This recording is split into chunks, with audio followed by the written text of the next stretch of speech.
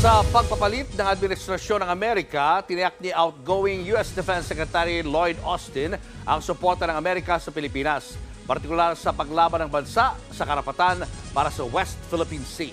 Nasa frontline ng balitang yan si Brian Castillo.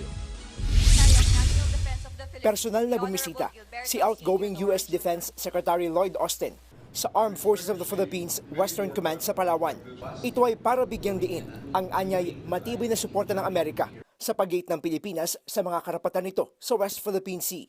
Sa gitna yan ng patuloy na panghihimasok ng China sa ating exclusive economic zone. We stand with the Philippines and we condemn dangerous actions by the PRC against lawful Philippine operations in the South China Sea.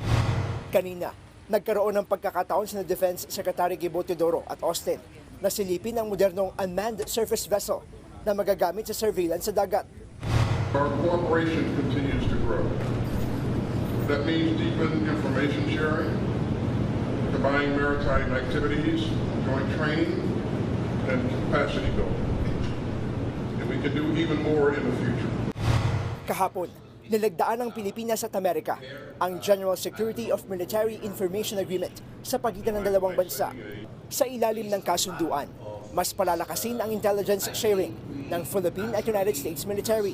Parte rin nito ang pagbabahagi ng US sa ilang classified technology sa bansa. Kaya mas mapapabilis na rin ang pagbili ng Pilipinas ng mga modernong military equipment mula sa Amerika. Bagay na hindi nagustuhan ng China. Ayon sa Chinese Foreign Ministry, ang daan para sa kapayapaan ay ang pagiging independent o malayo sa impluensya ng ibang mga bansa. Pinalaga naman ni Teodoro ang pahayag niya ng China at sinabing napapraning lang ito. If you weren't paranoid, you wouldn't comment about it so far as I'm concerned because it is something bilateral to the United States and the Philippines.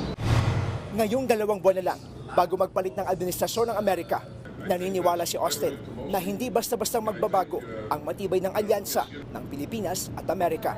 Nagbabalita mula sa frontline, Brian Castillo, News 5. Mga kapatid, Julius Babaw po. Iba na ang may alam at may pakialam sa panahon ngayon.